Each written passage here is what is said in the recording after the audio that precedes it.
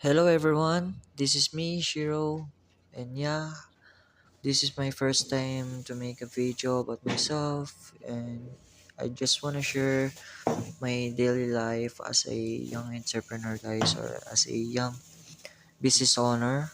And sa mga nagtatanong kung ano po yung business po natin, it's all about clothing line business, guys. And kaka-start ko lang po to last month. And yung first release po natin ng t-shirt, which is 10 pieces po yan, is naubos po agad. And yung second batch is upcoming na po this September 18. And hopefully, is datating po siya exactly the date, guys.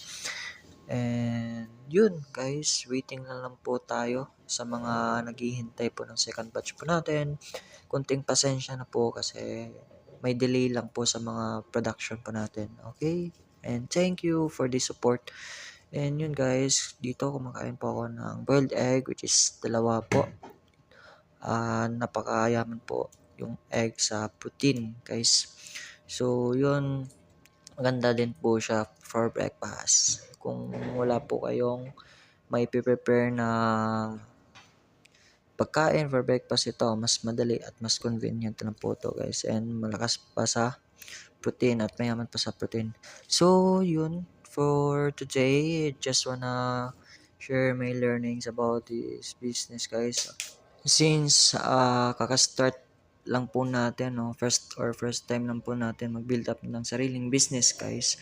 So hindi na tayo magtataka kung maraming mga challenges or mga uh, unexpected problems, no, na pagdadaanan natin sa simula, guys. Huwag na kayong magtataka, guys, sa simula marami na agad mga pagsubok, no, na may encounter natin. It's just a normal, guys, and all I want you to do is to not bothered, no. Huwag kayong magpa-bothered sa mga simple or mga malit lang na mga challenges na yan.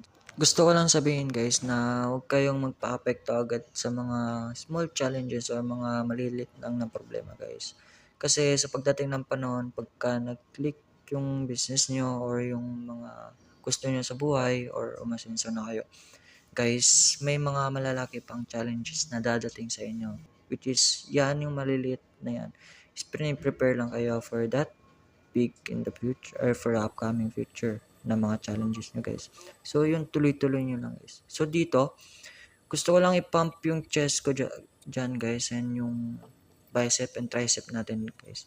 I'm doing this push-up every day, guys, for the endurance, no, and for the strength, no, to increase. So ang aim po natin dyan, maka 100 push-up every day, guys. Yun talaga yung commitment ko sa sarili ko, guys.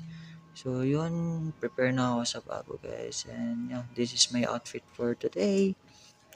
And I hope samahan nyo po kami for this clothing line business, guys. Alam ko pong hindi madali ang magiging journey po natin dito. So embrace the pain, embrace the struggle lang, guys. Kasi dyan tayo tatatag. And don't forget, before we go sa mga gawain natin, put God first. So see you in the next video, guys. And also don't forget to drink your water regularly, guys. And stay healthy and hydrated. Babush!